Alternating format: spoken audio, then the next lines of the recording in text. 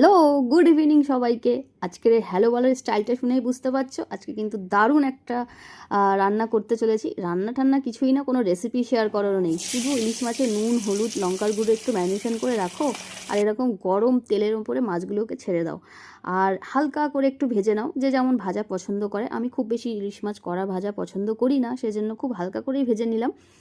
আর এই যে সব থেকে বড় পিসটা কিন্তু আমিই খাবো। আর এখানে দেখো এক বাটি গরম গরম ভাত বেড়ে নিচ্ছি। যদিও আমি এইভাবে বেড়ে ঠেড়ে কোনো দিনই গুছিয়ে খাই না, শুধুমাত্র ভিডিও করবো বলেই খাচ্ছি। তো এই যে হালকা করে মাছটা ভেজে নিয়েছি আর পেটে কিন্তু ডিম ভর্তি আছে। আর দেখো স্টাইল করে সবাই এখন যেমন দেয় না, ফেসবুকে তেলটাকে ঢালে আর ফটো নেয়, আমিও ফটো নিয়েছি, পরে পোস্ট করব। তো একটা লঙ্কা নিয়ে নিলাম, লঙ্কা আমি 3-4টে নেবো দেখানোর জন্য একটা। তো এখানে দেখতে পাচ্ছ আরও একটা লঙ্কা, নুন দিয়ে ডলে ডলে ভাতটাকে একদম ঝাল করে মাখবো। আর এই যে ইলিশ মাছের একদম গরম গরম তেল দিয়ে একদম গরম গরম ভাত, বিশ্বাস করো এডিট করার সময় মুখ থেকে জল চলে আসছে ভয়েস দেওয়ার সময়।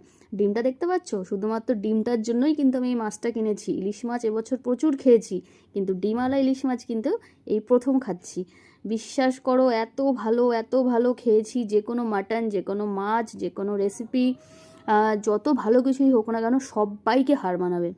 দেখো আমি ঢোক গিলছি, মানে কথা বলতে পারছি না। তো মাছটা দারুণ টেস্ট ছিল, আর তার থেকেও বেশি ভালো ছিল ডিমটা খেতে। ইলিশ মাছের ডিম কার কার খেতে পছন্দ অবশ্যই কিন্তু কমেন্ট করে জানাবে। এই দেখো ডিমটা, ওফ মুখে জল চলে এলো। টাটা, বাই বাই সবাইকে।